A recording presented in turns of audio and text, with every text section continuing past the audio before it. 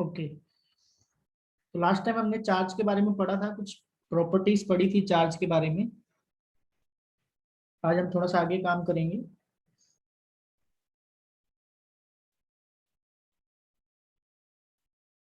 तो आज हमारे पास जो पैरामीटर हमने करना है वो है charge densities. Charge densities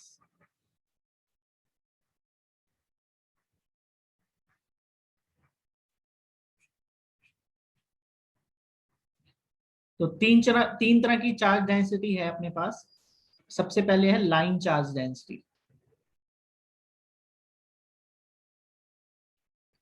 line charge density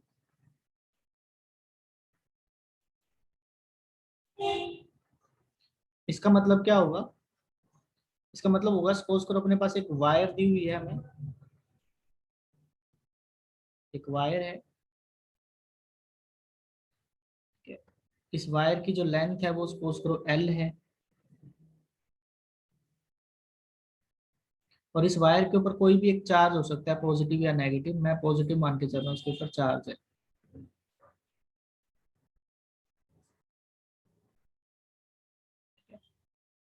ए पॉइंट से लेके बी पॉइंट तक वायर है जिसकी लेंथ है कैपिटल एल, और जिस पर चार्ज है पॉजिटिव। और ये जो टोटल चार्ज है इसकी वैल्यू क्यू है।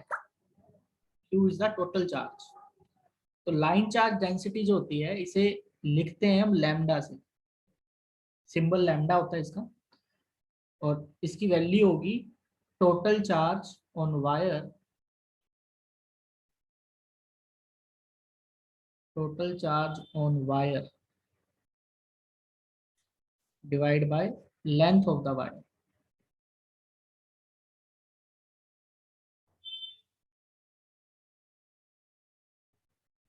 मतलब क्या हो जाएगा? Q divide by L। इसको आगे हम जब इलेक्ट्रिक फील्ड निकालेंगे तब हमें इसकी जरूरत पड़ेगी, क्योंकि हम उसमें लैम्डा को यूज करेंगे फॉर्मूला में। लेकिन अभी के लिए हमें क्या ध्यान में रखना है? अभी के लिए हमें ध्यान में रखना है कि आपसे क्वेश्चन पूछा जा सकता है कि यूनिट क्या होंगी, लाइन चार्ज डेंसिटी के यूनिट क्या होंगे। तो बच्चे सोचते हैं डेंसिटी वर्ड आ गया तो शायद पर यूनिट वॉल्यूम होगा। आप देखो, लाइन चार्ज डेंसिटी में चार्ज डिवाइड बाय लेंथ है, तो लैम्डा के यूनिट, यूनिट ऑफ लैम्डा, यहाँ लैम्डा किसके लिए रिप्रेजेंट किया जा रहा है? Line charge density. तो unit of line charge density क्या हो जाएंगे? क्यू माने कूलम, डिवाइड में है लेंथ यानी मीटर, तो हो जाएगा कूलम पर मीटर। यूनिट हो जाएंगे कूलम पर मीटर, कूलम का सी बड़ा। और अगर आपसे पूछ लिया डायमेंशन, तो डायमेंशन कल मैंने आपको बताई थी, कूलम के लिए होती है 80 A1T1,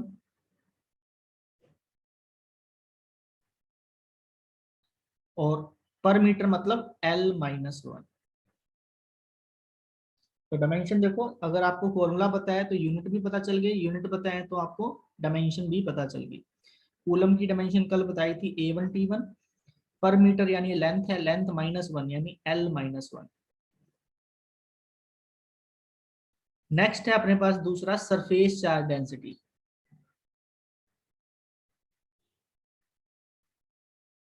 surface charge density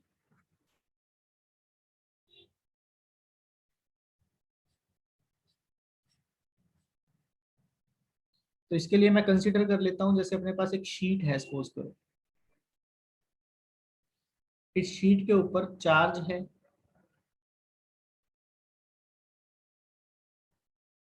positive या नेगेटिव।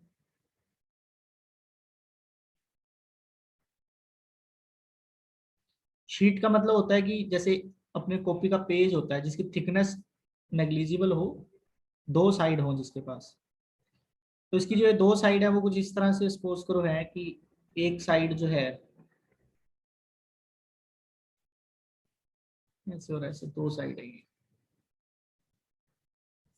एक साइड सपोज करो बी है, एक साइड सपोज करो एल है, और इस पर जो टोटल चार्ज है शीट के ऊपर वो है कैपिटल क्यू। तो हमें पता है एरिया ऑफ द शीट क्या हो जाएगा? एरिया L इंटू बी हो जाएगा। तो जो सरफेस चार्ज डेंसिटी होती है उसे लिखते सिग्मा से, और ये जो सिग्मा होगा इसकी वैल्यू होगी टोटल चार्ज ऑन शीट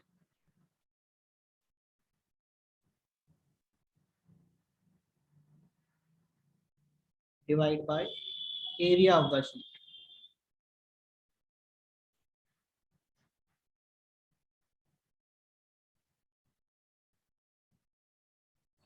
आप लिख सकते हो Q डिवाइड बाय ए माने एरिया। अगर ये रेक्टेंगुलर शीट होगी तो इसका एरिया का फॉर्मूला L इंटू बी हो जाएगा, स्क्वायर शीट होगी तो L स्क्वायर हो जाएगा। ठीक है, अगर वो डिस्क होगी, है ना, इस तरह से अगर वो डिस्क होगी ऐसे, तो इसका जो एरिया है हम कहेंगे इसका रेडियस पोज करो कैपिटल R, तो इसका एरिया कितना हो जाएगा, एरिया कितना हो जाएगा डिस्क का जिसका रेडियस पाई आर स्क्वायर। हाँ पाई आर स्क्वायर। तो आपने बस ये ध्यान में रखना है कि कोई अलग अलग कॉन्फ़िगरेशन होगी तो एरिया का फॉर्मूला अलग अलग हो जाएगा, लेकिन डिवाइड में रखना एरिया ही है, इसलिए मैंने यहाँ पर ए लिख दिया। ये सर डिस्क जैसी कोई शीट होती तो पाई आर स्क्वायर रख देते, रेक्टेंगुलर शीट होती तो एल इंटू बी रख देते एरिया की जगह, स्क्वायर शीट होती तो एल स्क्वायर रख देते। तो इस तरह से ये ध्यान में रखना है। हमसे क्या पूछा जा सकता है, इसके यूनिट्स। तो यूनिट्स अब आपको यहाँ पे दिख ही रही हैं, चार्ज डिवाइड बाय एरिया यानी कि coulomb divide by metre square, ये हो गए कूलम पर मीटर स्क्वायर। डायमेंशन पूछ ले तो डायमेंशन हो जाएगी कूलम की A1 T1 और m-2 यानी लेंथ की -2 यानी कि L-2, ये हो जाएगी डायमेंशन इसकी। तो ये है सरफेस चार्ज डेंसिटी। नेक्स्ट है अपने पास वॉल्यूम चार्ज डेंसिटी।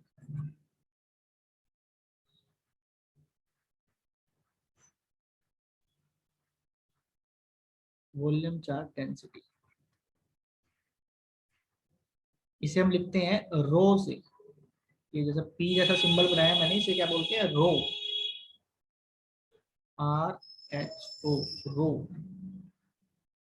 ठीक है, इसका यूज कैसे है कि सपोज करो अपने पास कोई एक शेप है, कोई सफियर है, ठीक है, जैसे सफियर बना देता हूँ मैं यहाँ पे, तो एक सफियर, कल मैंने आपको बताया था सफियर जब हम बनाते हैं तो सर्कल के बीच में ऐसे डॉटेड लाइन से एक और ऐसे बना देते हैं जिससे क्लियर हो जाता है कि एक सफियर ही दिया हुआ है, और इस सफियर का कुछ ना कुछ रेडियस होगा।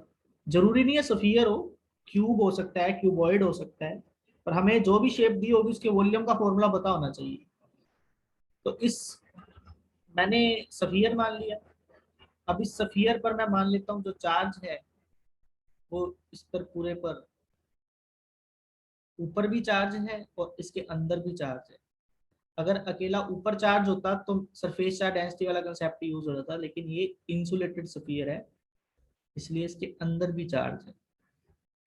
पूरे पर चार्ज फैला हुआ है, कितना चार्ज है टोटल इस पर, कैपिटल क्यू मान लेते हैं।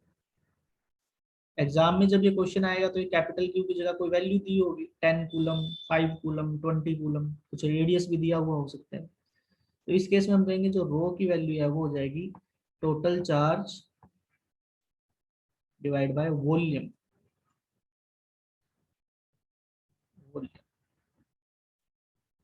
ठीक है, यानी Q डिवाइड बाय V। तो फिर से अगर इसके यूनिट पूछ लें तो मेरे को लगता है अब तो कोई प्रॉब्लम नहीं होगी, सभी निकाल लेंगे। कूलम, वॉल्यूम का जो यूनिट होता है वो होता है मीटर क्यूब, तो इसके यूनिट बन जाएंगे कूलम पर मीटर क्यूब। और अगर डायमेंशन पूछ ले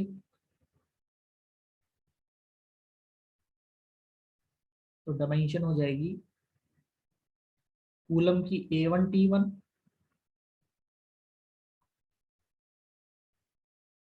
और मीटर क्यूब के लिए L-3। तो ये हो गया अपने पास तीन तरह की चार्ज डेंसिटी। ठीक है, दोबारा देखो, line charge density symbol lambda, formula Q by L, units coulomb पर मीटर, डायमेंशन हम लिख सकते हैं।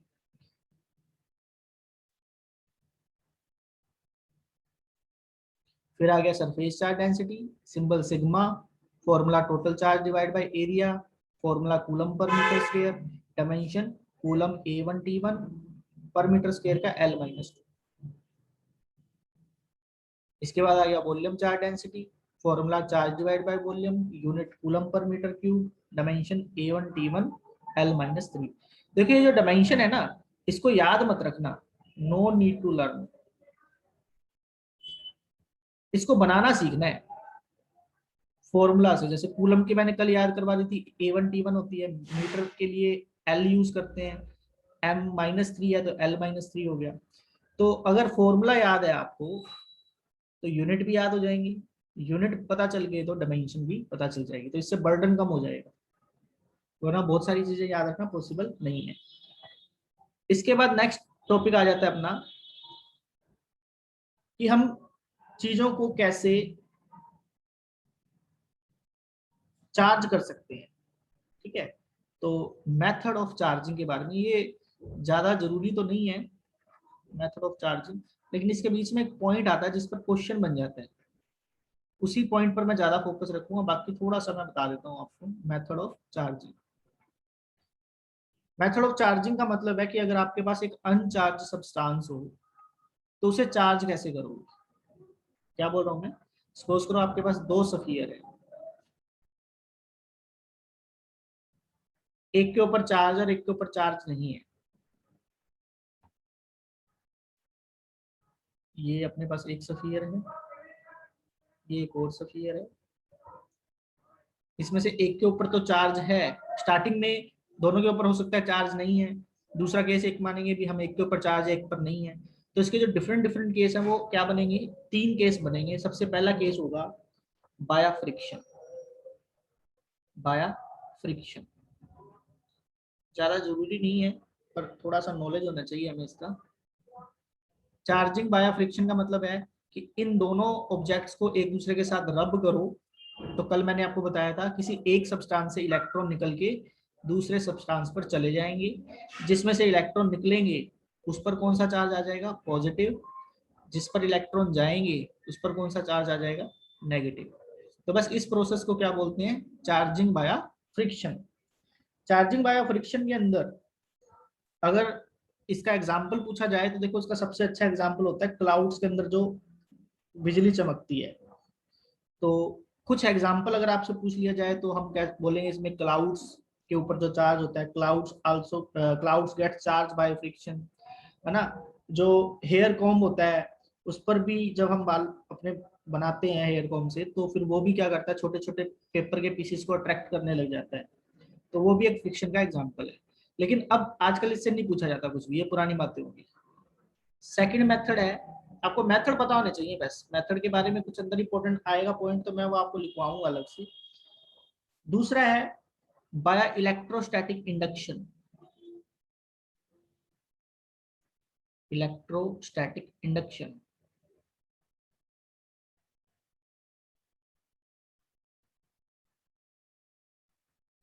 इसका मतलब होता है इंड्यूस करवाना चार्ज को। कैसे, देखो अब दोबारा से मैं मान लेता हूं अभी यही दो ऑब्जेक्ट्स है मेरे पास,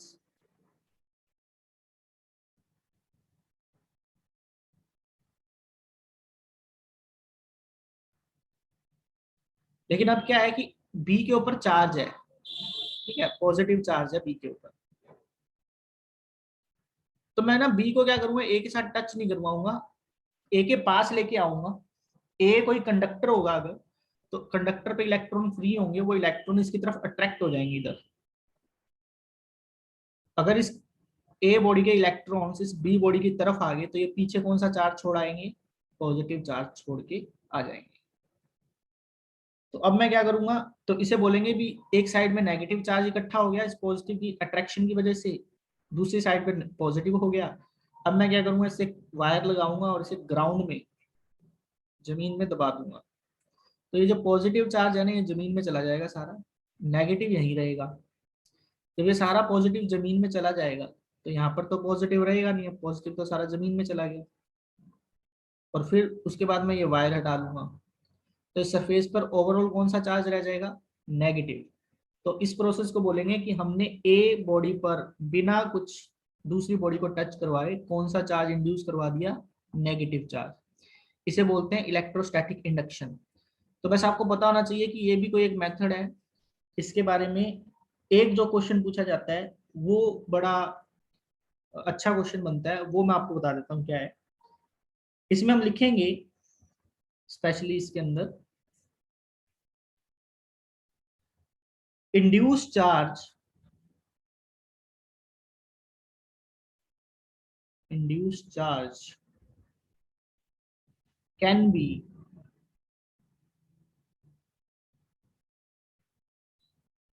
lesser or equal to inducing charge।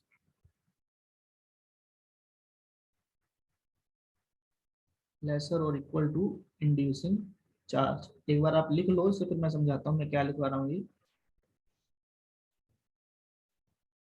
But never greater,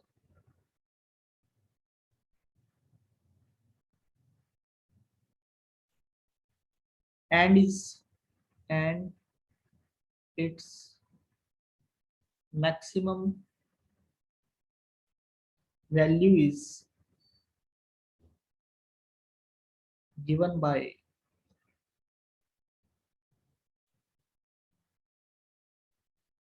q dash is equal to minus q 1 minus 1 by k,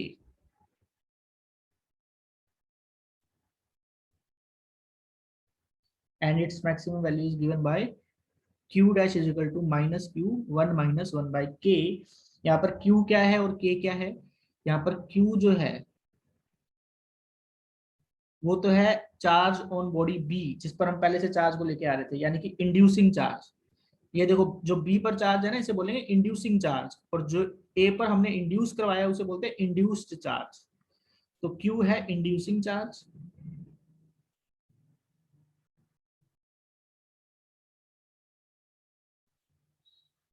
ठीक है, और K है dielectric constant of the material, dielectric constant of material. बस आपने ये ध्यान में रखना है ये लेने किस किस के हैं। तो K तो लेना है A का, A बॉडी का, और Q लेना है B बॉडी का इस फॉर्मूला में।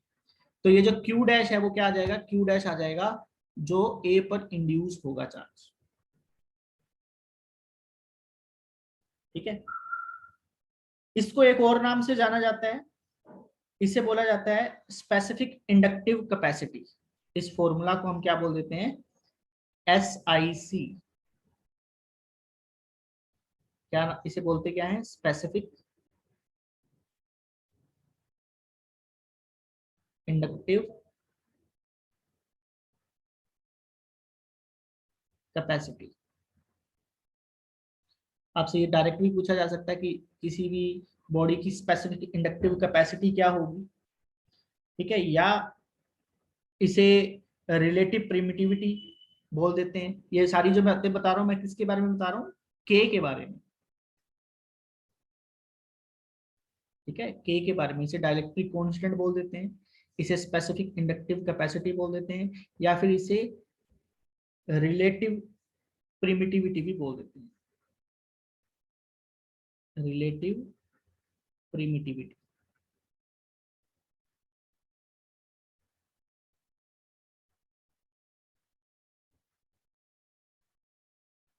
इसका एक क्वेश्चन कर लेते हैं, फिर ज्यादा अच्छे से आपको समझ में आ जाएगा। ये क्वेश्चन ऐसे है, सपोज करो जैसे आपको बोल दिया जाए कि एक आपके पास एक ऑब्जेक्ट है,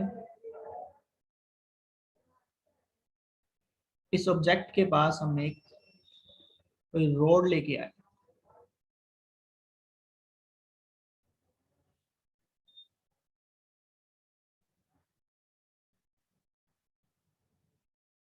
इस रोड के ऊपर इनिशियली कोई चार्ज था, पॉजिटिव चार्ज, ठीक है, और इस ऑब्जेक्ट के ऊपर इनिशियली कोई चार्ज नहीं था, तो ये न्यूट्रल था। लेकिन जब इसके पास हम रोड लेके आए तो इसके ऊपर चार्ज इंड्यूस होगा। अब ये जो बॉडी है इसका हम डाइलेक्ट्रिक कांस्टेंट मान लेते हैं के है, तो हमसे पूछा जाएगा कि अगर जो चार्ज आप इसके पास लेके आए थे वो क्यू था, तो इस बॉडी के ऊपर जो चार्ज इंड्यूस होगा क्यू डैश, उसकी वैल्यू क्या होगी।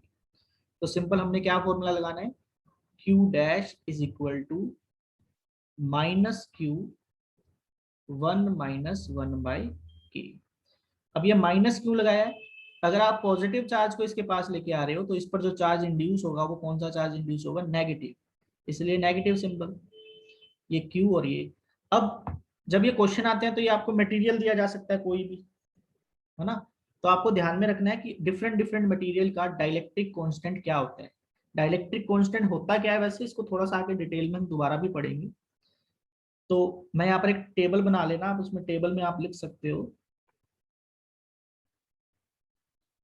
कुछ एक चीजों के बस ध्यान में रखने हैं, ज्यादा नहीं कुछ भी।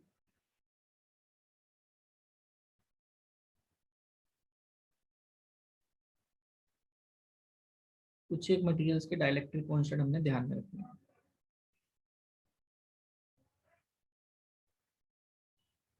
कोई ऐसा सब्सटेंस आ गया जो अलग सा होगा तो उसका डाइलेक्ट्रिक कांस्टेंट गिवन ही होगा आपको। कुछ बेसिक चीजों के हमें याद रखने पड़ेंगे। तो मैं यहाँ पे लिख रहा हूँ मीडियम, और यहाँ पे लिख रहा हूँ डाइलेक्ट्रिक कांस्टेंट की। तो आपने ध्यान में रखना है एक तो वैक्यूम का,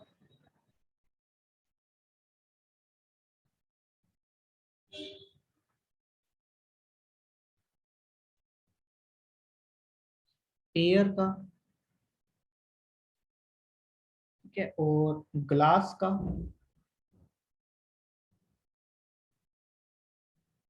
वाटर का,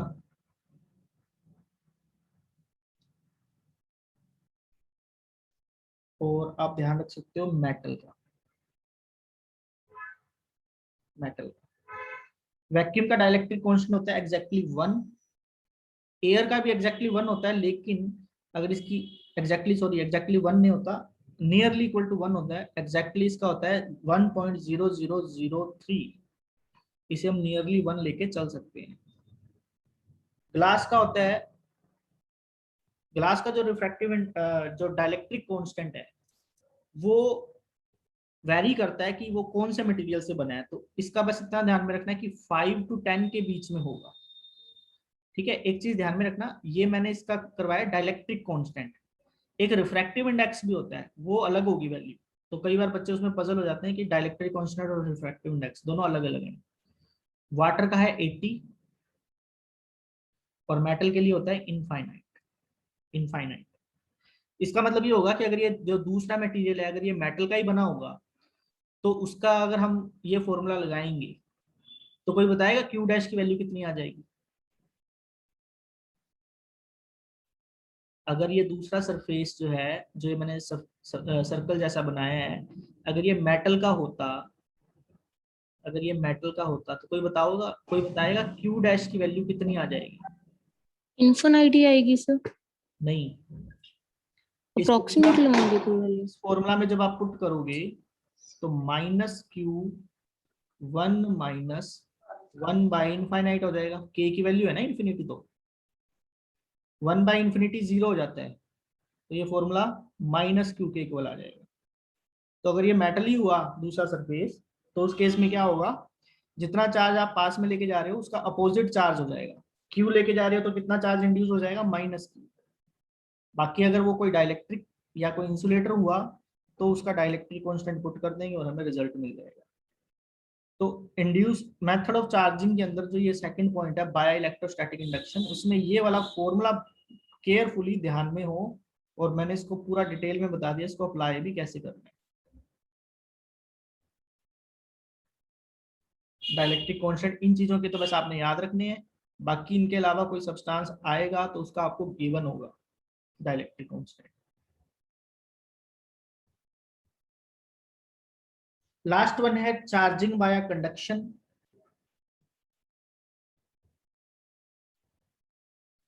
तीसरा मेथड क्या है, चार्जिंग,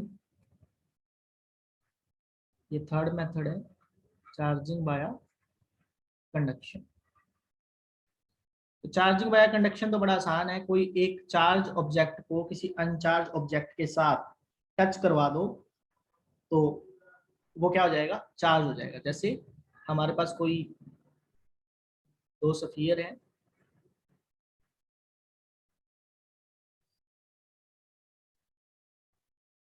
कंडक्शन का मतलब होता है कंडक्ट, कंडक्ट मतलब टच करवा देना। तो ये एक बॉडी चार्ज थी और एक बॉडी अनचार्ज थी, एक पर पहले चार्ज था, दूसरे पर कोई भी चार्ज नहीं था। तो हमने क्या करना है, एक वायर लेनी है, उस वायर को इससे अटैच करके दूसरे के साथ अटैच कर देना है। तो होगा क्या, ये चार्ज कुछ यहाँ से निकल के इसके ऊपर आ जाएगा, पॉजिटिव चार्ज। तो नेट चार्ज तो उतना ही रहेगा जितना पहले था। अगर पहले इस पर क्यू चार्ज था तो अभी भी क्यू रहेगा, लेकिन अब वो क्यू दोनों पर हो गया, यानी अब इस पर अमाउंट कम होगी चार्ज की, और दूसरे वाले सफियर पर चार्ज पहले था नहीं, अब दूसरे वाले सफियर पर चार्ज आ गया। तो इसे बोलते हैं चार्जिंग वाया कंडक्शन।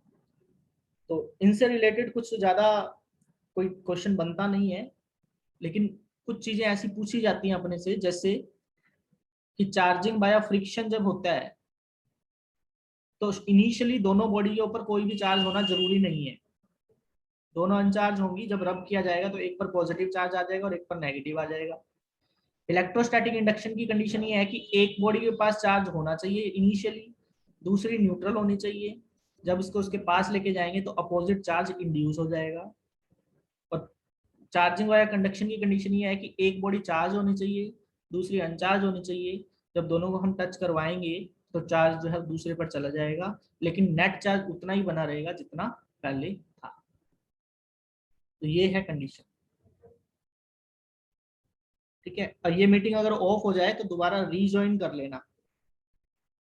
ठीक है, 10 मिनट में ये ऑफ हो जाएगी, दोबारा रीज्वाइन कर लेना। ओके, अब हम आ रहे हैं कूलम्स लॉ पर। अब धीरे धीरे हम जो एक्चुअल मटेरियल है उसकी तरफ बढ़ते जा रहे हैं। तो हमारा टॉपिक आ गया है नेक्स्ट, कूलम्स लॉ।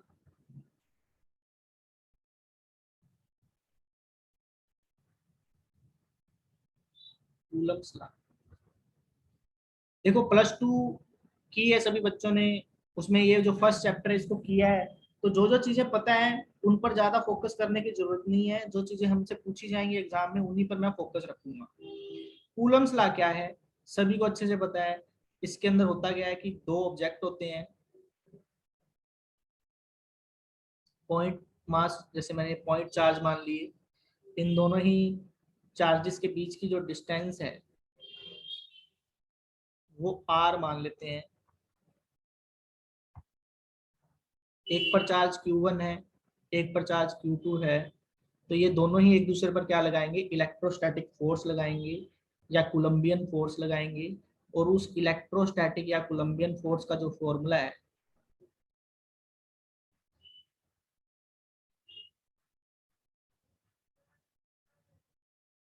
वो फॉर्मूला होता है 1/4 pi epsilon nought Q1 Q2 divide by r²। ध्यान ये रखना है कि ये फॉर्मूला सिर्फ पॉइंट चार्ज पार्टिकल्स के लिए एप्लीकेबल है। पॉइंट मतलब दोनों ही जो ऑब्जेक्ट्स हैं उनके उनका जो साइज है उनके कंपैरिजन में उनके जो बीच की डिस्टेंस है वो बहुत ज्यादा होनी चाहिए, तब इन दोनों को हम पॉइंट मानते हैं। ठीक है, जैसे अर्थ और सन है, ये दोनों एक दूसरे से 15 करोड़ किलोमीटर दूर है। हालांकि वो ग्रेविटेशन का कंसेप्ट है, लेकिन मैं समझा रहा हूँ कि पॉइंट ऑब्जेक्ट किसे बोलते हैं। जब आपको लगे कि दो ऑब्जेक्ट्स के बीच का जो डिस्टेंस है वो उनके साइज के कंपैरिजन में बहुत ज्यादा है, तो वो जो ऑब्जेक्ट होता है वो हमारे लिए कैसा ऑब्जेक्ट हो जाता है, पॉइंट ऑब्जेक्ट। तब हमने फोर्स का जो इलेक्ट्रोस्टैटिक फोर्स का फॉर्मूला जो है वो ये लगा देंगे। फिर यहाँ पर ये सफियर जैसी चीज हो, बॉक्स जैसी चीज हो, सिलेंडर जैसी चीज हो, कुछ भी हो, अगर दो चीजें आपस में बहुत दूर दूर पड़ी हैं तो वो दोनों हमारे लिए कैसी होंगी, point object, point charge objects होंगे।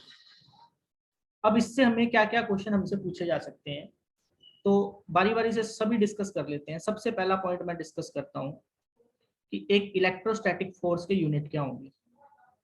Unit of electrostatic force, electrostatic कह दो या फिर क्या कह दो, कोलंबियन फोर्स।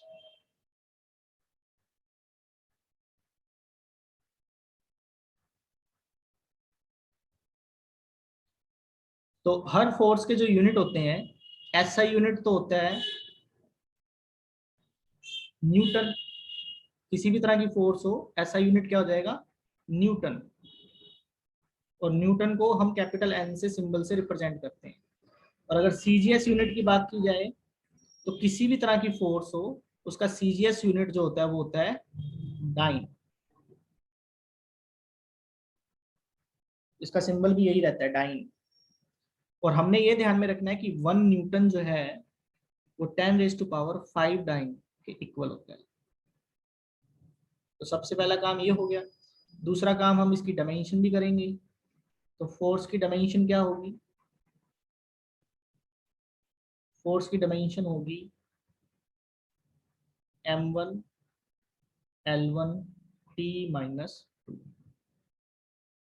अगर अब कोई स्टूडेंट सोचेगा सर आपने तो डायमेंशन डायरेक्ट लिख दी, हमने तो कहा था याद नहीं करनी और आपने तो डायरेक्ट लिख दी। तो मैंने डायरेक्ट नहीं लिखी है। देखो किसी भी तरह की फोर्स हो, कोई भी फोर्स हो आपके पास, चाहे वो ग्रेविटेशनल फोर्स हो, चाहे वो इलेक्ट्रोस्टैटिक फोर्स हो, चाहे वो न्यूक्लियर फोर्स हो, कोई भी फोर्स हो, फ्रिक्शनल फोर्स हो, ठीक है। हर फोर्स को ना हम, फोर्स के फॉर्मूला तो अलग अलग होते हैं, जैसे ग्रेविटेशन के लिए G m1m2/r², इलेक्ट्रोस्टैटिक के लिए Q1Q2/4πε0r²। लेकिन हर फोर्स को हम मास इंटू एक्सेलरेशन के बराबर भी लिख सकते हैं। जन उनका जो एक फॉर्मूला होता है वो अलग होता है, लेकिन न्यूटन का सेकंड लॉ कहता है भी हर फोर्स को किसके इक्वल लिखा जा सकता है, मास इंटू एक्सेलरेशन के। अब ये जो मास होता है ये होता है किलोग्राम, और एक्सेलरेशन होती है मीटर पर सेकंड स्क्वायर। तो देखो डायमेंशन कैसे बनाएंगे, मास के लिए हो जाएगा m1, मीटर के लिए हो जाएगा l1, सेकंड -2 मतलब t⁻²। तो फोर्स की हमेशा ही डायमेंशन ये बनी रहती है m1 l1 t-2। मैंने आपको कल बताया था, आपको कुछ गिनी चुनी चीजों की डायमेंशंस को याद रखना पड़ेगा। अगर आप उन चीजों को याद रखोगे तो बाकी सब डायमेंशन आपको याद रहेंगे। उनमें से एक डायमेंशन ये फोर्स की डायमेंशन है जिसे आपने याद रखना है, क्योंकि ये बहुत जगह आपको काम देगी। बना भी सकते हो फॉर्मूला से मास इंटू एक्सेलरेशन से, अगर भूल जाओ तो, पर ये बेसिक आएगी एक, इसको बार बार यूज करना पड़ेगा, पूरी फिजिक्स में ही चलती रहेगी। और प्रैक्टिस के बाद आपको ये याद भी हो जाएगी डायमेंशन। तो इसको लेके ज्यादा टेंशन लेने की जरूरत नहीं है। तो मैंने यहाँ पर डायमेंशन डायरेक्ट लिख दी। तो देखो इस फॉर्मूला के अंदर एक तो फोर्स आ रहा था, फोर्स के हमने डायमेंशन और यूनिट कर लिए। अब दूसरी बात, पहले मैं डायमेंशन और यूनिट सभी चीजों के करवा देता हूँ, उसके बाद इस फॉर्मूला को धीरे धीरे और ज्यादा एक्सप्लोर करेंगे। दूसरी बात आ जाती है इसमें, ये 1/4πε0 क्या है इसमें। तो देखो ये जो 1/4πε0 है, वैसे तो ये कांस्टेंट है, लेकिन इसकी जो वैल्यू है वो होती है 9 × 10⁹ ये तो वैल्यू होगी। इसके साथ में इसके यूनिट क्या होंगे, तो देखो फोर्स का फॉर्मूला है 1/4πε0 Q1 Q2 /r²। तो अगर मैं यहाँ से 1/4πε0 की वैल्यू निकालू तो ये कितनी आएगी, r² ऊपर चला जाएगा f के साथ, तो f r², और Q1 Q2 डिवाइड में आ जाएगा। तो यूनिट बनाने, अब इस फॉर्मूला से हम यूनिट बना लेंगे। देखो फोर्स के यूनिट अभी मैंने बताया क्या होते हैं, Newton. r², r distance between two charges है, डिस्टेंस का यूनिट क्या होता है, मीटर। तो यहाँ पर आ जाएगा मीटर स्क्वायर। नीचे है Q1 Q2, दोनों ही चार्ज है, c इसका कूलम, c इसका कूलम, तो नीचे हो जाएगा कूलम स्क्वायर। तो यूनिट बन गए न्यूटन मीटर स्क्वायर पर कूलम स्क्वायर। तो इसके साथ में हम लगाएंगे न्यूटन मीटर स्क्वायर पर कूलम स्क्वायर। देखो मेरे को तो डायरेक्ट भी पता थी, लेकिन मैं आपका बर्डन कम से कम करवा रहा हूँ। इन्हीं यही चीजें क्वेश्चन आ जाते हैं एग्जाम में, फिर बच्चा वहां पजल हो जाता है, यार यूनिट तो मेरे को पता ही नहीं है। किसी भी चीज के यूनिट याद रखने की जरूरत नहीं है। एक ही फॉर्मूला अगर याद है ना, तो उससे 36 चीजें निकाल सकते हो आप। आपको ये हैबिट बनानी पड़ेगी कि एग्जाम में हम एक फॉर्मूला अगर हमें पता है तो हम उसको पूरी तरह से एक्सप्लोर करके पूरा खोल के देख लें उसमें क्या क्या चीजें हम रिजल्ट हमें मिल सकते हैं। तो ज्यादा इजी क्या है, ये फॉर्मूला याद रखना। इसी फॉर्मूला से ये 9 × 10⁻⁹ की तो प्रैक्टिस आपको होगी, यूनिट्स आपको याद रह जाएंगी। एग्जाम में ऐसे ही क्वेश्चन आ जाते हैं, 1/4πε0 की वैल्यू बताओ। अब बच्चे सोचते हैं मौज लग गई है तो 9 × 10⁻⁹ सभी को पता है, लेकिन ऑप्शन में चारों ही 9 × 10⁻⁹ मिलेंगे। जो चेंजिंग होंगे वो किस में होंगे, यूनिट्स में होंगे। किसी में न्यूटन मीटर स्क्वायर पर कूलम स्क्वायर लिखा होगा, किसी में उल्टा लिखा होगा कूलम स्क्वायर पर न्यूटन पर मीटर स्क्वायर, किसी में कुछ और किसी में कुछ और। तो इस तरह से चेंजेस होते रहते हैं। ठीक है, अब नेक्स्ट देखो। अब इसी फॉर्मूला में एक एप्सिलॉन नोट भी आ रहा है, तो तीसरा पॉइंट है कि एप्सिलॉन नोट क्या है। यस, एप्सिलॉन नोट है ना, इसे बोलते हैं बेटा एब्सोल्यूट प्रिमिटिविटी।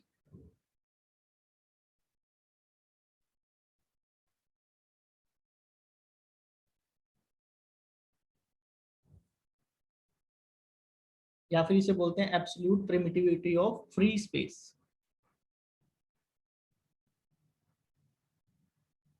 फ्री स्पेस का मतलब होता है वैक्यूम। वैसे इसको एयर के लिए भी यूज कर सकते हैं, क्योंकि दोनों के डाइलेक्ट्रिक कांस्टेंट मैंने आपको टेबल में बताया था ऑलमोस्ट क्या है, सेम है। देखो नियरली 1:1 है। अब इसकी वैल्यू क्या होती है, तो इसकी वैल्यू तो होती है देखो बेटा 8.85 इंटू 10⁻⁻12। ये तो है इसकी वैल्यू। और ये वैल्यू कहाँ से निकाली मैंने, ये ऊपर वाले फॉर्मूला से। यहाँ से देखोगे अगर आप, तो एप्सिलॉन नोट की वैल्यू क्या बन जाएगी, एप्सिलॉन नोट की वैल्यू 1/4π इंटू 9 × 10⁻⁹। ठीक है, और ये यूनिट्स जो है वो इधर घूम के आ जाएंगे तो उल्टे हो जाएंगे, पर न्यूटन पर मीटर स्क्वायर। और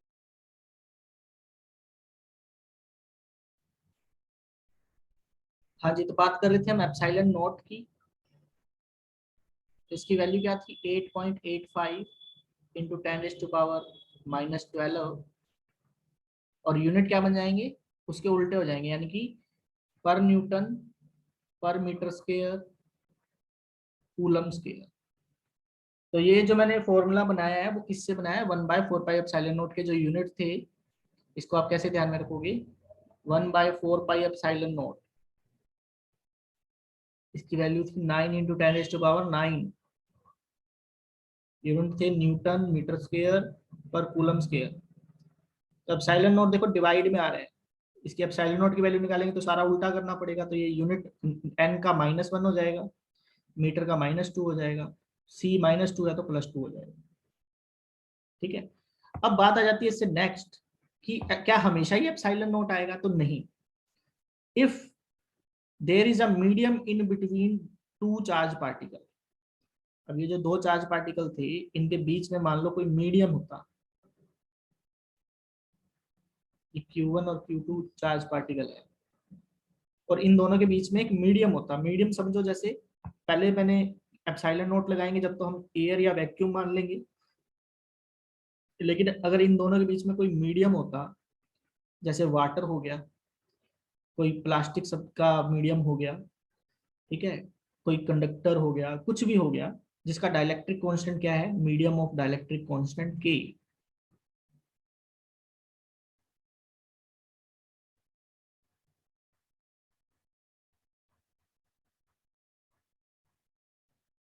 तो उस केस में जो फोर्स का फॉर्मूला है, पहले तो उस केस में हम क्या करेंगे, इस केस में हम फोर्स के फॉर्मूला को ऐसे लिखेंगे, F =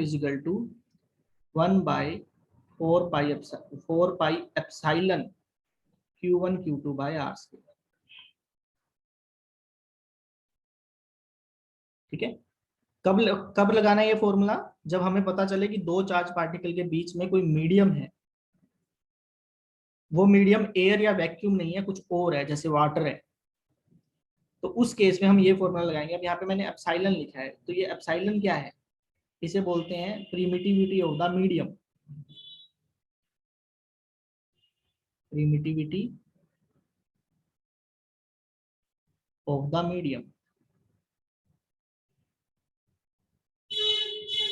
मीडियम मतलब जो ये दो चार्ज पार्टिकल जिस मीडियम में रखे हो, और इसकी जो वैल्यू होती है ना, इसकी वैल्यू को आप k इंटू एप्सिलॉन नोट लिखोगे। अब ये k क्या है, dielectric constant multiply by epsilon not. तो अब आपको एक चीज समझ में आई कि अगर ये फॉर्मूला मैं ऊपर पुट कर दूं तो जो फोर्स का फॉर्मूला है वो क्या बन जाएगा, 1/4 पाई के into epsilon nought Q1 Q2 by R square. अगर मैं के को बाहर कांस्टेंट ले लूं, ये नई फोर्स बनेगी, इसको मैं एफ डैश बोल देता हूँ। के को मैंने बाहर ले लिया तो अंदर क्या रह गया, 1/4 pi epsilon nought Q1 Q2 by R square. लेकिन ये जो अंदर वाला फॉर्मूला है, ये फॉर्मूला तो फ्री स्पेस का है। ये देखो पीछे हमने लिखा था फ्री स्पेस के लिए 1/4 एप्सिलॉन नॉट, तो इसे मैं एफ डिवाइड बाई के लिख सकता हूँ, एफ डिवाइड बाई के, ये एफ डैश है। इसका मतलब क्या है, देखो ये वाला जो हमने पॉइंट किया, इसका मतलब क्या है, इसका सिंपल मतलब ये है, इसको क्वेश्चन की फॉर्म में समझे तो, अगर हमें कहना है कि दो चार्ज पार्टिकल्स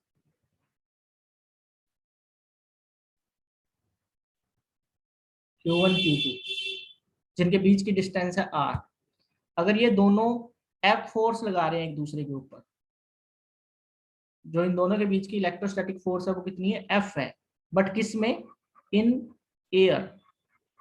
अगर एयर में इन दोनों के बीच में कितनी फोर्स लग रही है, F फोर्स लग रही है, then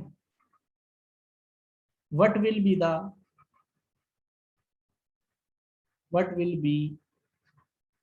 the new force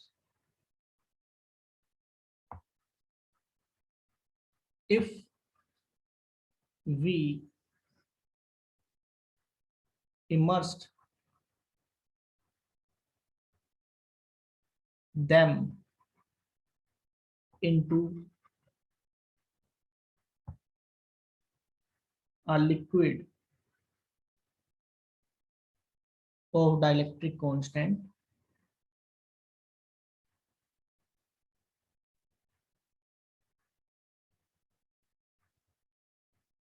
k is equal to 10,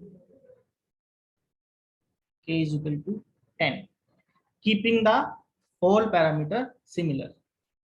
मतलब आपसे पूछा जा रहा है कि दो चार्ज पार्टिकल एक दूसरे पर कितनी फोर्स लगा रहे थे, F फोर्स लगा रहे थे। अब इन दोनों चार्ज पार्टिकल को ऐसे के ऐसे उठाया और किसमें रख दिया, किसी लिक्विड में डुबो दिया इनको। उस लिक्विड का जो डाइलेक्ट्रिक कांस्टेंट था वो कितना था, 10। सारे पैरामीटर सेम रखे, यानी कि चार्जेस भी दोनों के सेम है और डिस्टेंस भी दोनों के बीच में अभी भी सेम है। तो जो न्यू फोर्स है वो कितनी हो जाएगी, मैंने आपको पीछे बताया, जो न्यू फोर्स है वो कितनी हो जाएगी, वो जो फोर्स F/K। थी उसके डिवाइड बाय के हो जाएगी, यानी F/10। तो कम हो गई या ज्यादा हो गई, कम हो गई ना, डिवाइड में आ रहे हैं, तो F dash is less than F। तो इससे एक चीज ये भी आपको समझ में आई कि ये जो कोलंबियन फोर्स है ना, ये इंटरविनिंग मीडियम पर डिपेंड करती है। मतलब दो चार्ज पार्टिकल्स के बीच में कोई मीडियम है, उस वजह से फोर्स की वैल्यू जो है वो क्या हो जाएगी, चेंज हो जाएगी। दो चार्ज पार्टिकल के बीच में सबसे ज्यादा फोर्स वैक्यूम में लगेगी या नियरली उतनी ही एयर में लगेगी। इसके अलावा कोई भी मीडियम जब हम इसमें पुट करते जाएंगे तो फोर्स क्या होती जाएगी, कम होती जाएगी, जैसे जैसे डाइलेक्ट्रिक कांस्टेंट बढ़ेगा। एक चीज ध्यान में रखना, इस डाइलेक्ट्रिक कांस्टेंट को कई बार एप्सिलॉन आर सिंबल से भी लिख देते हैं, और ये जो एप्सिलॉन आर होता है इसे बोलते हैं रिलेटिव प्रिमिटिविटी, जो मैंने पीछे वाली स्लाइड में आपको बताया था, रिलेटिव प्रिमिटिविटी।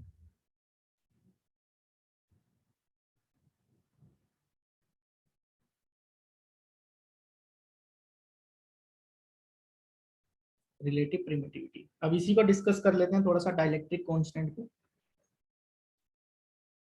तो नेक्स्ट है डाइलेक्ट्रिक कांस्टेंट क्या है। देखो ये सारी चीजें ना मैं आपको सिर्फ कूलम फोर्स से ही बता रहा हूँ, अभी एक ही फॉर्मूला में इतनी सारी डिटेल छुपी हुई है। डाइलेक्ट्रिक कांस्टेंट या फिर डाइलेक्ट्रिक कांस्टेंट कोई और किस नाम से जाना जाता है, रिलेटिव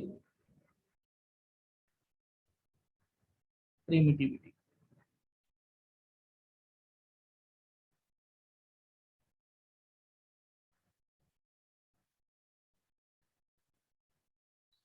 तो ये जो फॉर्मूला था, फ्रॉम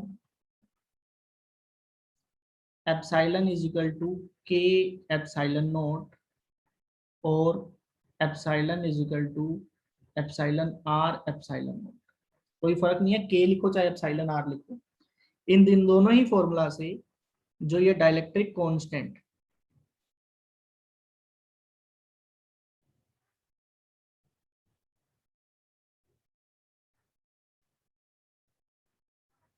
डाइलेक्ट्रिक कांस्टेंट की जो वैल्यू है, डाइलेक्ट्रिक कांस्टेंट और रिलेटिव परमिटिविटी एक ही बात है, के या फिर क्या कह दो एप्सिलॉन आर, इसका फॉर्मूला क्या बन जाएगा, epsilon divide by epsilon naught बन जाएगा। तो ये जो एप्सिलॉन है ये है relative permittivity of the medium, और ये जो नीचे है ये है permittivity of the free space, प्रिमिटिविटी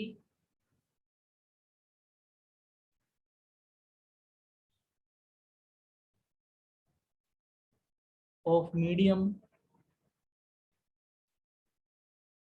divide by permittivity of free space.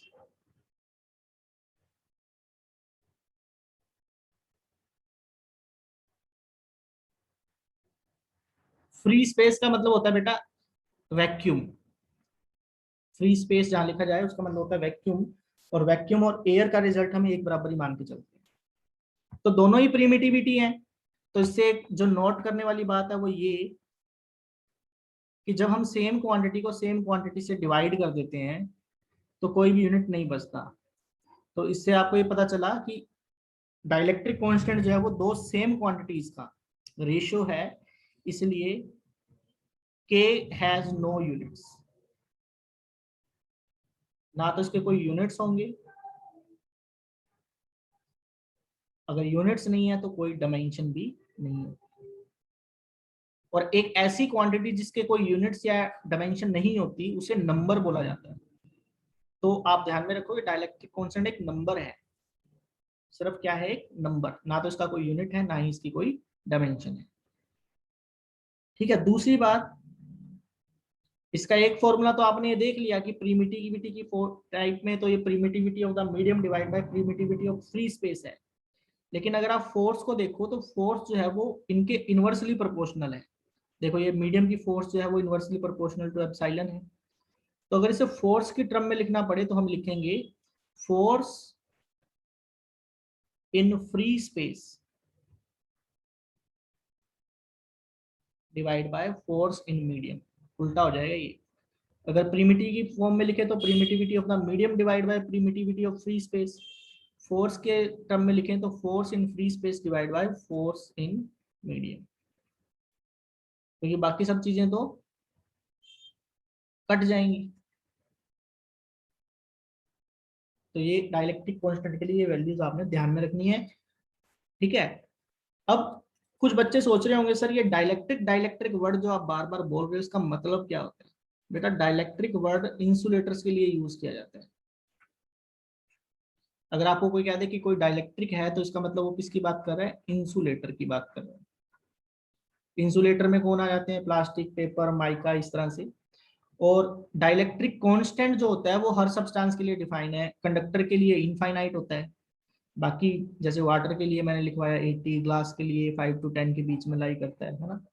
तो डाइलेक्ट्रिक वर्ड का मतलब सिर्फ इंसुलेटर ही होता है, किसी नए वर्ड को देख के घबराने की जरूरत नहीं होती।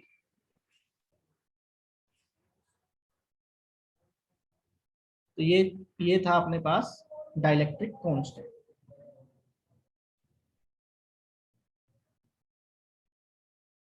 ओके, नेक्स्ट है, ये सारा अभी कोलंबियन फोर्स के बारे में पढ़ रहे हैं हम। फिर आ जाता है कि कैरेक्टरिस्टिक्स ऑफ कोलंबियन फोर्स।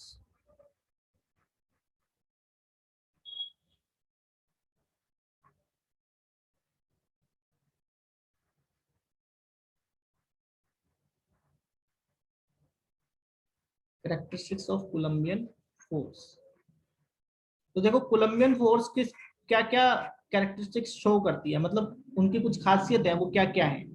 तो सबसे पहली बात, इन पॉइंट्स को ना ध्यान में रखना। जो कोलंबियन फोर्स है वो एक ऐसी फोर्स है जो इनवर्स स्क्वायर लॉ को फुलफिल करती है। तो हम लिखेंगे एज जो कोलंबियन फोर्स है is inversely proportional to are square. Formula को देख लो दोबारा से, कोलंबियन फोर्स जो है 1/r स्क्वायर, देखो आर स्क्वायर डिवाइड में आ रहा है ना, coulombian force is inversely proportional to are square. ऐसी फोर्स को बेटा इनवर्स स्क्वायर लॉ फोर्स बोलते हैं, इनवर्स स्क्वायर लॉ। तो अगर आपसे पूछ ले कि कोलंबियन फोर्स कौन से लॉ को फुलफिल करती है, तो आप बोलोगे इनवर्स स्क्वायर लॉ को फुलफिल करती है। दूसरी प्रॉपर्टी, ये एक सेंट्रल फोर्स है। सेंट्रल फोर्स का मतलब होता है जो सेंटर से सेंटर की तरफ लगती है। तो अगर एक बॉडी दूसरे बॉडी पर कोलंबियन फोर्स लगा रही होगी, दोनों चार्ज होनी चाहिए तभी लगाएंगी, दोनों पर अगर चार्ज ही नहीं होगा तो कोलंबियन फोर्स नहीं लगेगी। तो ये फोर्स हमेशा कहां से कहां लगती है, एक बॉडी के सेंटर से दूसरे बॉडी के सेंटर तक। ऐसा नहीं है भी एक बॉडी दूसरे बॉडी के किसी किनारे को अट्रैक्ट या रिपेल कर रही है। थर्ड पॉइंट, ये एक कंजर्वेटिव फोर्स है, it is a conservative force.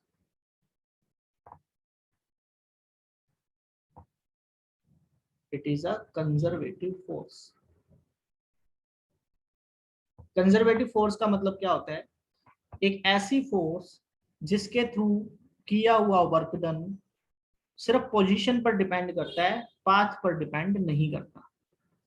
तो कंजर्वेटिव फोर्स को जो एक्चुअल में जो अभी लाइन मैंने बोली है, इसको लिखवा किसी दिन फिर देंगे आपको। अभी इसके बीच में सिर्फ इतना ही ध्यान में रखना है कि ये फोर्स कैसी फोर्स है, कंजर्वेटिव फोर्स है। ठीक है, ओके। फोर्थ पॉइंट, क्या ये सिर्फ अट्रैक्टिव है या रिपल्सिव है या दोनों ही है, तो हम कहेंगे ये दोनों ही तरह की है, attractive as well as repulsive. ये अट्रैक्टिव भी है एज वेल एज रिपल्सिव भी है।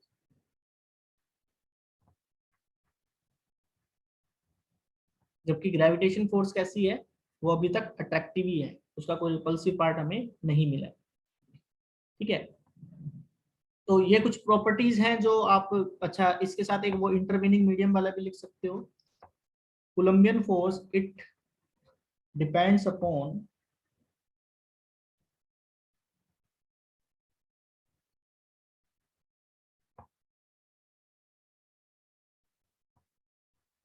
द मीडियम in which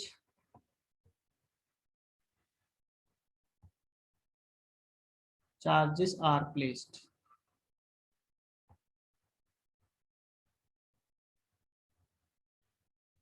जिस मीडियम में चार्जेस को रखा गया है ये उस पर भी डिपेंड करती है, ये हमने पीछे देख लिया।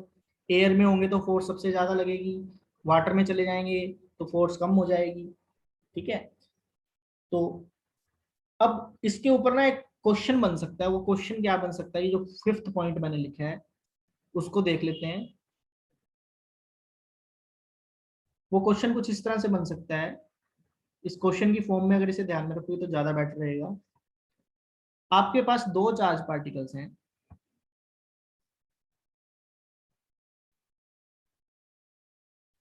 ठीक है। इन दोनों चार्ज पार्टिकल्स के बीच की जो डिस्टेंस है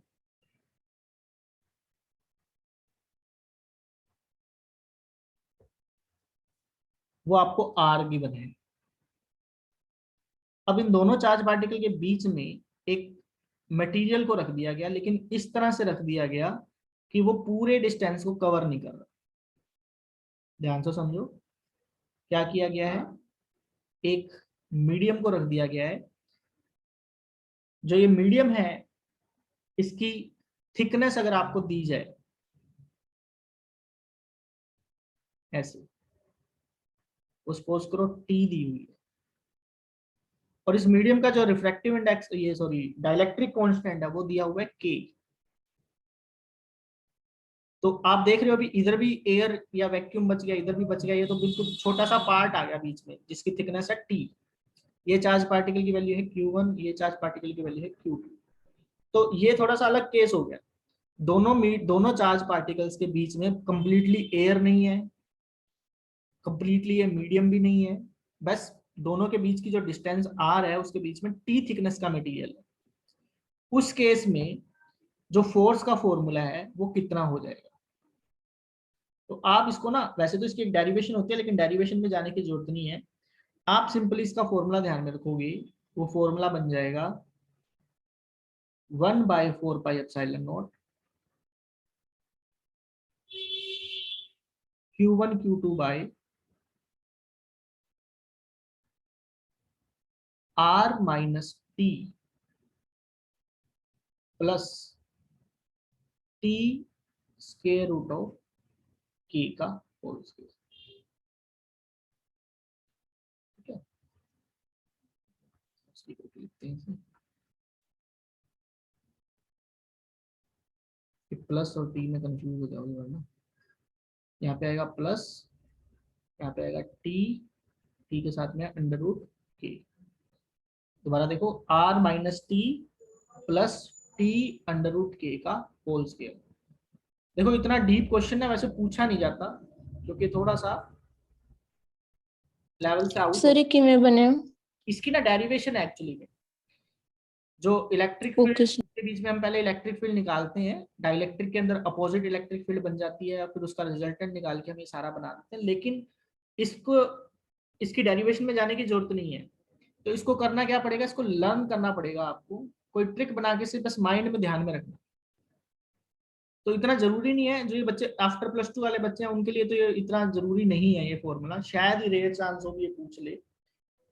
जो ये नीचे डिस्टेंस आई है ना, इसे इफेक्टिव डिस्टेंस बोल सकते हैं। आर स्क्वायर की जगह क्या है, R minus T plus T under root K का होल स्क्वायर। अब इसका देखो, इसको चेक कैसे करें। अगर ये पूरी स्लैब होती है, यहाँ पर पूरा पूरा डिस्टेंस ये कवर कर लेता, तो टी इजिकल टू क्या हो जाता, आर हो जाता। अगर ये जो पूरी स्लैब है ये पूरा कवर कर लेता दोनों चार्जेस के बीच का डिस्टेंस, तो टी इजिकल टू आर हो जाता।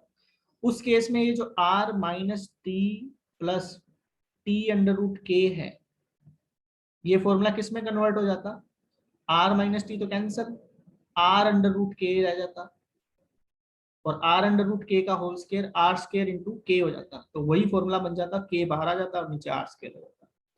तो आप एग्जाम में अगर आपको भूल जाओ ये फॉर्मूला और ऑप्शन में दिया हो, तो आप वहां पे ना टी को आर पुट करके देख लेना, और आर अंडर रूट के बचना चाहिए।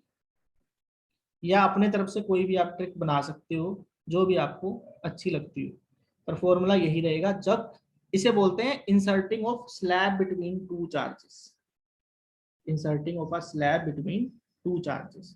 ये हमने पूरी तरह से स्पेस को फुल नहीं किया, हमने एक स्लैब इंसर्ट कर दी इनके बीच। ठीक है,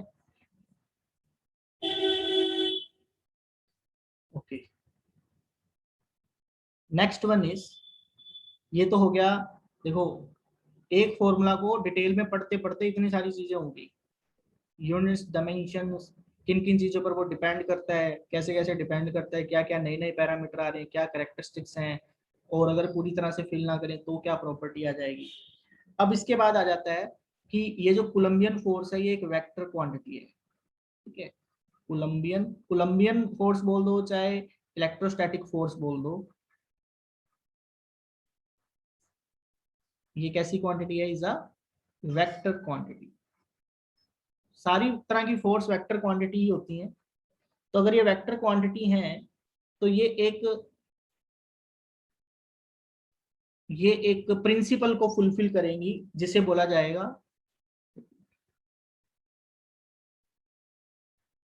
जिसे बोला जाएगा सुपरपोजिशन प्रिंसिपल। वो सुपरपोजिशन प्रिंसिपल क्या है, हम कहेंगे क्योंकि ये एक वेक्टर क्वांटिटी है इसलिए कौन से प्रिंसिपल को फुलफिल करेगी, प्रिंसिपल ऑफ सुपरपोजिशन। एग्जाम में हो सकता है ये डायरेक्ट ही आ जाए कि इलेक्ट्रोस्टैटिक फोर्स या कोलंबियन फोर्स कौन से प्रिंसिपल को फुलफिल करती है, प्रिंसिपल ऑफ सुपरपोजिशन।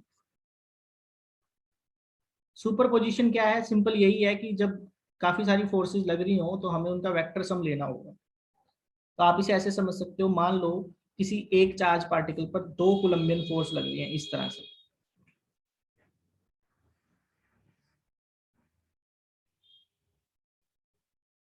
यहाँ पर एक चार्ज पार्टिकल रखा हुआ है, इस पर दो फोर्सेस लग रही हैं, एक लग रही है F1 इस साइड में, एक लग रही है F2 ऊपर वाली साइड में।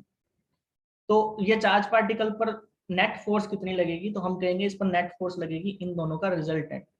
इन दोनों का रिजल्टेंट कैसे निकालेंगे, तो कभी आपने पहले किए होंगे, मैं थोड़ा सा आइडिया दे देता हूँ, ज्यादा इसको लेके टेंशन लेने की जरूरत नहीं है। एक आप पैरेललोग्राम पढ़ते होंगे, उस पैरेललोग्राम में ऐसे हम पढ़ते थे कि दो वेक्टर्स का एक पैरेललोग्राम हम ऐसे बना देंगे, उसकी वजह से इसका रिजल्टेंट जो है वो ऐसे बन जाएगा। तो जो चार्ज पार्टिकल ये Q है, इस पर जो नेट रिजल्टेंट फोर्स लगेगी वो ये वाली फोर्स लगेगी जो ब्लैक कलर से मैंने बनाई है। और जो रिजल्टेंट फोर्स का फॉर्मूला होगा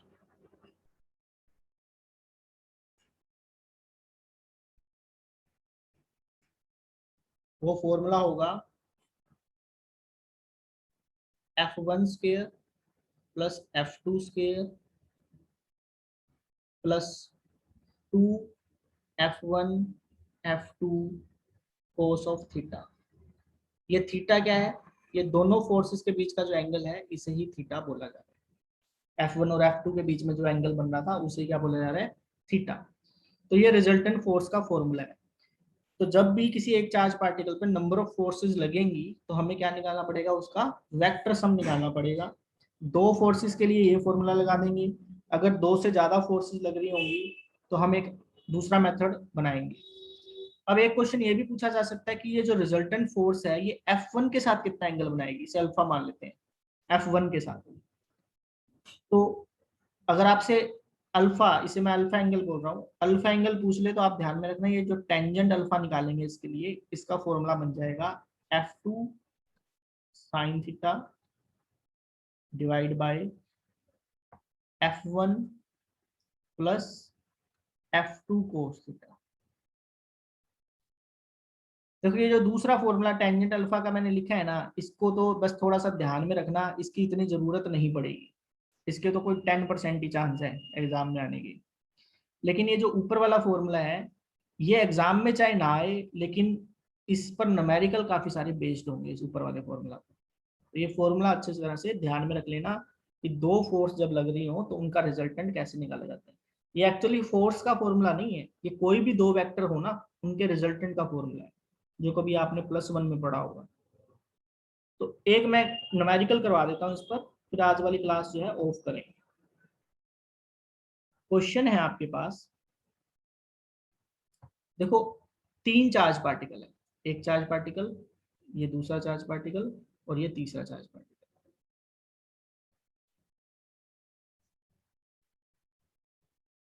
तो ये तीन जो चार्ज पार्टिकल हैं, ये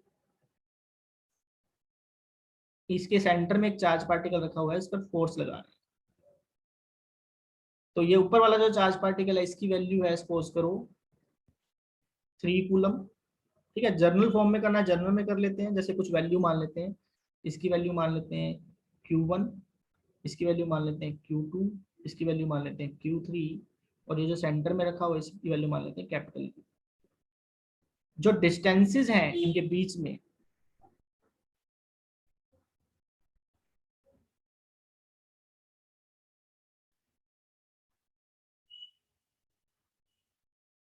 उनकी वैल्यू को भी मान लेते हैं, जैसे Q1 और इसके बीच में है R1, Q2 और कैपिटल Q के बीच में है R2, Q3 और कैपिटल Q के बीच में है R3।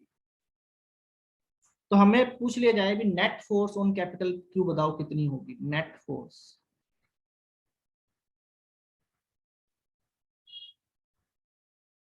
तो अब यहाँ पर तीन फोर्सेस दिख रही है ना आपको, तो देखो आपने करना क्या होगा, आपने पहले दो फोर्सेस निकालनी है, जैसे मैं निकाल लेता हूँ Q1 और Q2 की वजह से। अब यहाँ पर Q1 को प्लस माइनस नहीं बताया, इसलिए मैं इसको प्लस मान के चलूंगा और कैपिटल Q को भी प्लस मान के चलूंगा।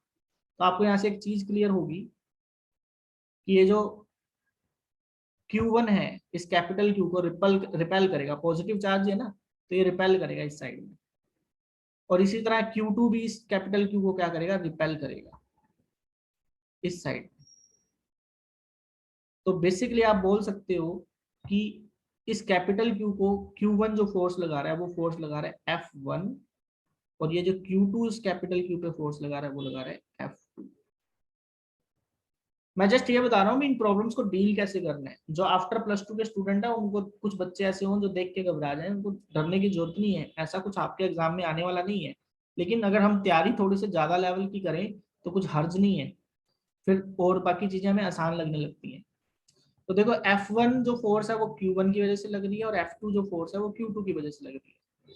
तो ये दो फोर्सेस पे हम वही फॉर्मूला लगा देंगे पीछे वाला, अगर ये हमें एंगल पता हो तो, और इन दोनों की वजह से एक रिजल्टेंट फोर्स बन जाएगी जो इन दोनों के बीच में कहीं लाई करेगी, ऐसे इस साइड में।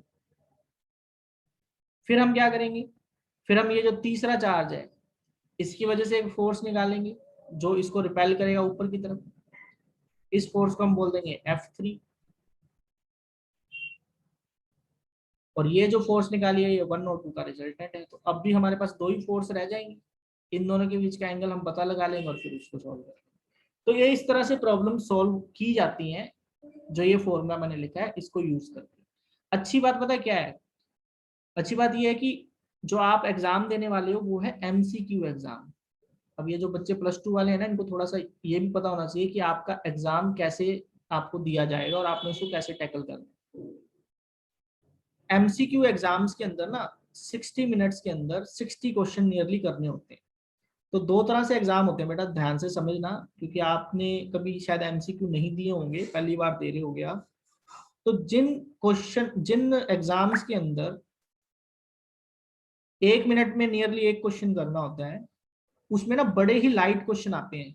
ऐसे क्वेश्चन भी पढ़ा और पढ़ते ही ऑप्शन पढ़ा और हो गया। उसमें इतने ज्यादा टिपिकल कैलकुलेशन वाले क्वेश्चन नहीं आते हैं जैसे ये क्वेश्चन बनाया मैंने। इतना लंबा क्वेश्चन आ गया तो इसको तो करने में 5-10 मिनट लग जाएंगे। एक क्वेश्चन को अगर 5-10 मिनट लग जाएंगे तो बाकी क्वेश्चन कब होंगे। तो आपके जो पेपर में एग्जाम में क्वेश्चन आते हैं ना वो इस तरह से आते हैं। रिजल्टेंट फोर्स का फॉर्मूला क्या होगा डायरेक्ट बता दो, अल्फा का टेंजेंट अल्फा का फॉर्मूला क्या होगा डायरेक्ट बता दो, ठीक है। दो चार्ज पार्टिकल के बीच में एक स्लैब रख दी, बताओ उसका फॉर्मूला क्या होगा। जो कोलंबियन फोर्स है, 4 ऑप्शन दे देंगे, कह देंगे इनमें से कौन से कैरेक्टरिस्टिक्स कोलंबियन फोर्स के नहीं है। तो इनमें से जो जो होंगे वो ठीक है, जो नहीं पूछा है एक कोई अलग दे रखा होगा उसको हम टिक कर देंगे। ये सारी चीजें हम क्वेश्चन प्रैक्टिस से बनेंगी, ठीक है। डाइलेक्ट्रिक कांस्टेंट का फॉर्मूला क्या होता है, एप्सिलॉन बाय एप्सिलॉन नॉट, या फोर्स की फॉर्म में उसके यूनिट एंड डायमेंशन पूछ सकते हैं, ठीक है। या आपसे पूछ सकते हैं कि अगर दो चार्ज पार्टिकल के बीच में कोई मीडियम प्लेस कर दिया जाए तो फोर्स पे क्या इफेक्ट पड़ेगा, हम कहेंगे फोर्स जो है वो k टाइम्स डिक्रीज हो जाएगी। इस तरह के क्वेश्चन जो स्ट्रेट फॉरवर्ड क्वेश्चन पढ़ा, एप्सिलॉन नोट की वैल्यू ही पूछ लेंगे, यूनिट्स में छेड़छाड़ कर देंगे, यूनिट्स पूछ लेंगे, डायमेंशन पूछ लेंगे, इस तरह से बनेंगे। जैसे एप्सिलॉन नोट की अगर मैं डायमेंशन की बात करूं तो अब देखो इसकी डायमेंशन क्या बनेगी। चलो ये होमवर्क ही आपके लिए, आप सभी ने एप्सिलॉन नोट की डायमेंशन बना के देखनी है। मैंने न्यूटन की डायमेंशन भी बता दी, मीटर की आपको पता है, कूलम की मैंने बता दी, तो उनकी डायमेंशन क्या बनेगी। ऐसे क्वेश्चन आते हैं डायरेक्ट स्ट्रेट फॉरवर्ड, ठीक है। तो इस चीज को लेकर डरने की जरूरत नहीं है, सर ये क्या बता रहे थे आप, इतना रिजल्टेंट वगैरह निकालना, ये तो हमसे निकलेगा नहीं, ये करना भी नहीं है। ये बस मैं आपको बता रहा था कि ये फॉर्मूला कैसे यूज किया जाता है, ठीक है। तो आज की क्लास बस यहीं पर है, कल फिर हम थोड़ा सा और काम करेंगे और उसके बाद हम इलेक्ट्रिक फील्ड को स्टार्ट कर देंगे। इसको कोई डाउट है तो पूछ सकते हैं बेटा।